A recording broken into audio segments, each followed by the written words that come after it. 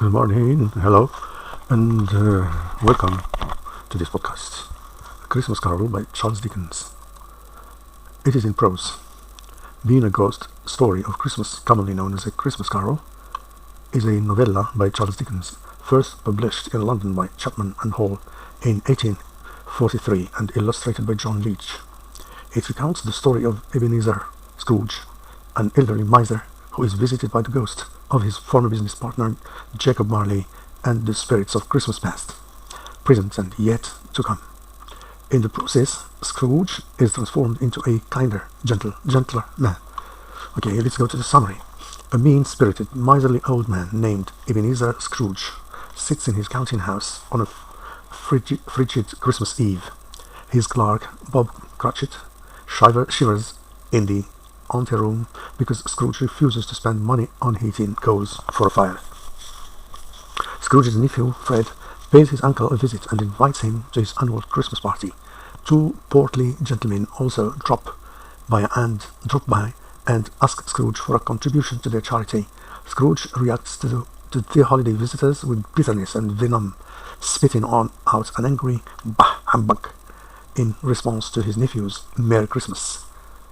Later that evening, after returning to his dark, cold apartment, Scrooge receives a chilling visitation from the ghost of his dead partner, Jacob Marley. Marley, looking haggard and pallid, relates his unfortunate story. As punishment for his greedy and self-serving life, his spirit has been condemned to wander the earth, weighted down with heavy chains.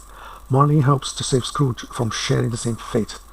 Marley informs Scrooge that three spirits will visit him during each of the next 3 nights. After the wraith disappears, Scrooge collapses into a deep sleep.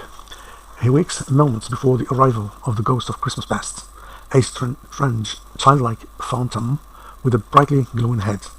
The spirit escorts Scrooge on a journey into the past to previous Christmases from the curmudgeon's earlier years.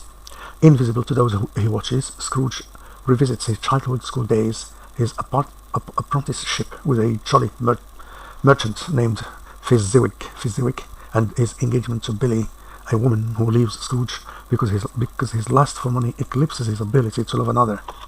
Scrooge, deeply moved, sheds tears of regret before the phantom returns him to his bed.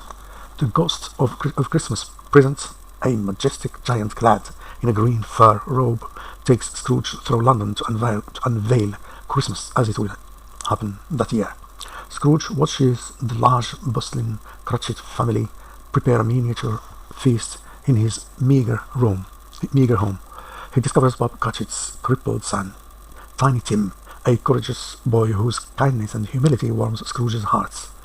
The spectre then zips Scrooge to his nephew's to witness the Christmas party. Scrooge finds the jovial gathering delightful and pleads with the spirit to stay until the very end of the festivities. As the day passes, the spirit ages, becoming noticeably older.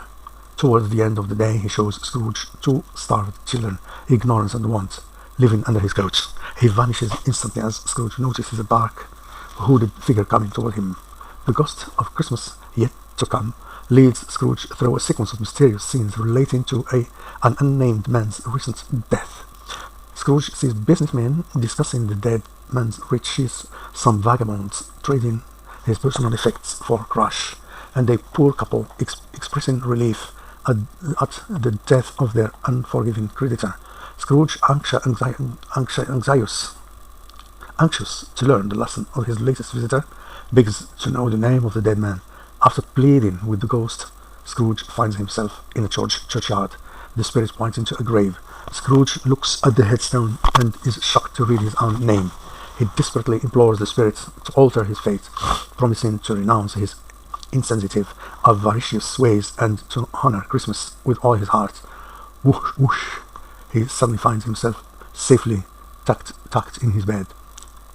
Overwhelmed with joy by the chance to redeem himself and grateful that he has been returned to Christmas Day, Scrooge rushes out onto the street, hoping to share his newfound Christmas spirit.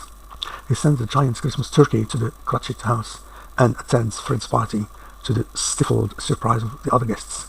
As the years go by, He holds true to his promise and honors Christmas with all his heart. He treats Tiny Tim as if he were his own child, provides lavish gifts for the poor, and treats his fellow human beings with kindness, generosity and warmth. نبدأ عن رواية ترنيمة عيد الميلاد بالعربية. نشأت هذه الرواية أول مرة في عام 1843 ميلادية، وهي من رواية الكاتب البريطاني الشهير تشارلز ديكنز، وهو روائي وكاتب وناقد اجتماعي ويعد من أعظم الكتاب الإنجليز في العصر الفيكتوري. وكان ديكنز قد كتب 3 روايات حول عيد الميلاد قبل رواية ترنيمة عيد الميلاد كريسماس كارول. تأثر أسلوب الكاتب في الرواية بالعصر الفيكتوري الوسيط، والذي أحيا عطلة عيد الميلاد والاحتفاء به من جديد. ملخص رواية ترنيمة عيد الميلاد: تدور أحداث رواية هذه حول رجل بخيل ومسن كبير في العمر يدعي ابنزر سكروج، وقسم ديكنز الرواية إلى 5 أجزاء سماها المدرجات. وفي ما يأتي تلخيص قصة عشية عيد الميلاد. تبدأ أحداث الرواية ترنيمة عيد الميلاد في عشية عيد الميلاد مجيد، والتي غالبا ما تكون كئيبة وباردة لدى معظم الناس في لندن في القرن 19، وتتناول قصة حياة رجل عجوز وبخيل جدا يدعى ابنزر سكروج. وهذا الرجل يعيش في بدخ وثراء، تاركا من حوله من الفقراء والمحتاجين دون مد يد العون لهم ومن دون تقديم أي مساعدة تذكر لأحد منهم. ويأتي عيد الميلاد هذا بعد 7 سنوات على وفاة شريك سكروج في العمل جاكوب مارلي، وقد توفي مارلي أيضا في ليلة عيد الميلاد. وقد كان سكروج ومارلي صديقين حميمين وشريكين متفقين على كل شيء، حتى أنهما كان لديهما نفس الطبع في البخل والشديد والشح. شبه جاكوب مارلي تلقى سكروج دعوة من ابن أخته الطيب يدعوه فيه للقدوم إلى منزله والاحتفال بليلة عيد الميلاد مع الأسرة، لكن سكروج رفض دعوة ابن أخته وعامله بطريقة فظة ومتعالية بعض الشيء، وكان يعتقد أن يدعوه من أجل أمواله فقط، أنه يدعوه من أجل أمواله فقط أو من أجل أن يحصل منه على هدية. وبقي سكروج وحيدا في منزله يقضي ليلة عيد ميلاده على أوتار الخوف والفراغ. وبينما هو في منزله أتاه شبح شريكه المتوفى في مثل هذه الليلة جاكوب مارلي، وأخذ يحدثه عن أشياء كثيرة، وطلب منه أن يغير هذه الحياة التي يعيشها وأن يغير أطباعها، وأخبره أنه عندما تدق أجراس الكنيسة سوف يقع حدث كبير وعليه أن ينتظر قدوم الأشباح إليه. فارتعب سكروج واعتراه الخوف الشديد عندما سمع آخر كلام شبح صديقه حول الأشباح التي ستزور هذه الليلة. شبح الماضي حاول سكروج أن يخلد إلى النوم قبل أن تأتيه تلك الأشباح، ولكنه لم يستطع. النوم لم يتمكن من النوم ولم يغمض له جفن، وبالفعل بدأت الأشباح تتوافد عليه كما وعد صديقه المتوفي. فأتاه أولا شبح الماضي الذي كان يعيشه، أي شبح ماضيه هو، وجعله يرى كيف أن يعامل الناس بطريقة فظة ومتعالية دائما، وكيف أنه كان دائما يفضل المال على كل شيء وعلى علاقته مع الآخرين مهما كانت صلة قرابته بهم. شبح الحاضر قشعر بدن سكروج عندما رآه، حيث رأى أنه فرط بحب حياته من أجل الشح والبخل. فقد رأى من خلال شبح الماضي حبيبته الحسناء التي قطعت علاقتها به بسبب بخله وسوء طباعه، وشاهد أيضا كيف أنها تزوجت من بعده بمن يستحق صحبتها، وقد أصبحت أما وحولها أسرتها وأطفالها الصغار الذين يحبونها ويمرحون ويضحكون ويعيشون في سعادة كبيرة. لكن الأشباح لم تترك سكروج وحده هذه الليلة، فقد أتاه بعد ذلك شبح الحاضر الذي يعيشه وفتح له بصره على هذا العالم من حوله، وأراه كيف أن الناس الفقراء يعيشون حياة سعيدة وهنيئة رغم البساطة والفقر الذي يعانون منه، إلا أن معظمهم يمتلكون القناعة والرضا بما قسمه الله تعالى لهم. شبح المستقبل. وبعد تلك الأشباح جاءه شبح المستقبل، وقد أراه هذا الشبح كيف يمكن أن يكون مستقبله إذا بقي على حاله، وإذا بقي على حاله، وإذا احتفظ بأطباعه القاسية والفضة، وإذا لم يتخلى عن البخل الذي يتصل به، وكيف أنه من المؤكد أنه سيعيش حياة تعيس وحزنا وحيدا لا يلتفت إليه أحد ولا يأتي إليه أحد. ذهب به إلى المقبرة فنعت له قبرا، فإذا بسكروج يرى اسمه مكتوب على لوح شاهد القبر، فهناك صعق. عند ذلك تأثر سكروج بكل تلك الأشباح التي سبقت وما شاهده، ويتخذ قراره الأخير في أن يتغير ويتحول من ذلك العجوز الفضل البخيل إلى شخص طيب وكريم وودود مع الناس، ويبدأ من تلك اللحظة التي في أن يبث الحب والدفء في قلوب الجميع. Who was Charles Dickens? Charles Dickens was a 19th century British author and editor who wrote novels, short stories, comics, and novellas. He produced some of the most famous books of his time, including Oliver Twist, Great Expectations, A Tale of Two Cities, and A Christmas Carol. Dickens started his career writing humorous sketches and comics for periodicals, some of which he published himself. He is known for his stark portraits of the underclass in Victorian-era London, highlighting the wealth gap and making his readers more socially aware. His work continues to influence literature and pop culture, with many of his works taught to young readers. The life of Dickens. Charles Dickens' legacy lives on in his literature, influencing countless writers, including Margaret Atwood and Salman Rushdie. Stories like A Christmas Carol remain popular thanks to numerous TV, film, and theatrical adaptations. Dickens often drew inspiration from his own life. Early life of Dickens. Charles John Hotham Dickens was born in 1812 in Portsmouth, a coastal town in England. When he was 10, the Dickens family moved to Camden Town, a working-class suburb of London. At 12, Dickens dropped out of school to work at a boot blacking factory when his father, who previously held a well-paid job at the Navy Pay Office, went to debtor's prison. Dickens looked back at this time as his loss of innocence. First literary job. At 15, Dickens landed a job as an office boy, which led to a freelance court reporting job. Within a few years, he was working for 2 major London newspapers.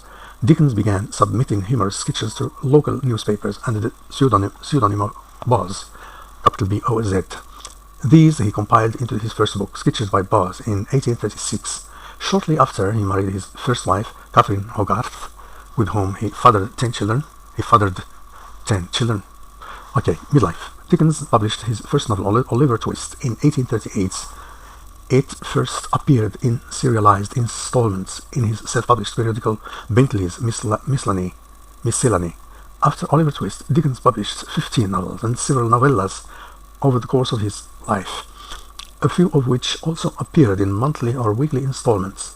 He edited several magazines, including Household Words, and founded his own All the Year Round. In 1842, Dickens toured the United States, giving public readings and speaking against slavery. He wrote the travelogue American Notes based on this experience. Dickens began a relationship with actress Ellen Ternan in 1857. Death and legacy. Dickens died at his country home, God's Hill Place, near Chatham in Kent, of a stroke in 1870 at the age of 58. His grave is in Poets' Corner of Westminster Abbey. Today, fans of Dickens' work celebrate his legacy at the annual Rochester Dickens Festival. Okay, he wrote 16 books. These are some of Dickens' famous novels: the posthumous papers of the Pickwick Club, 1836-1837.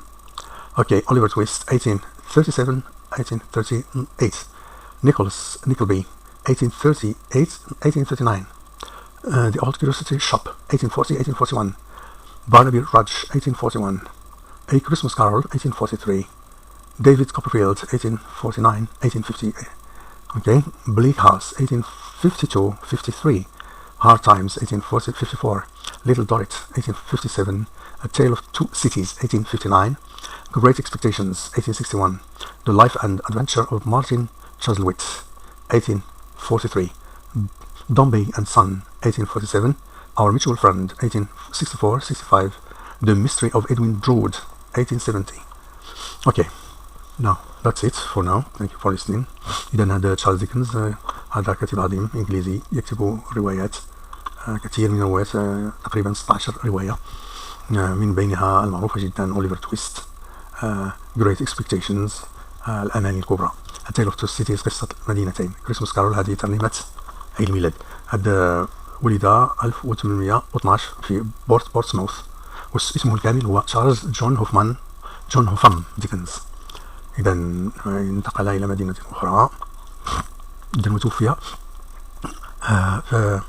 في منطقة أصله حيث ولد في God's Hill Place قرب شاتم في كنت، بسبب سكتة قلبية أو مرض ضربه، فقضى عليه في سنة 1870 في عمر كان يناهز 58 سنة.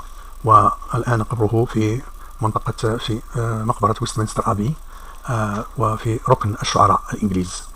واليوم لا زال محبي تشارلز ديكنز يحتفلون بهذا، بما تركه، بإرثه الكبير، إرث الأدب الكبير، في موعد سنوي يسمى روتشستر ديكنز فيستيفال، مهرجان روتشستر ديكنز. وبهذا نكون قد أنهينا هذه العجالة وهذا الملخص البسيط. إلى اللقاء، أتمنى لكم متعة. Thank you for following and listening.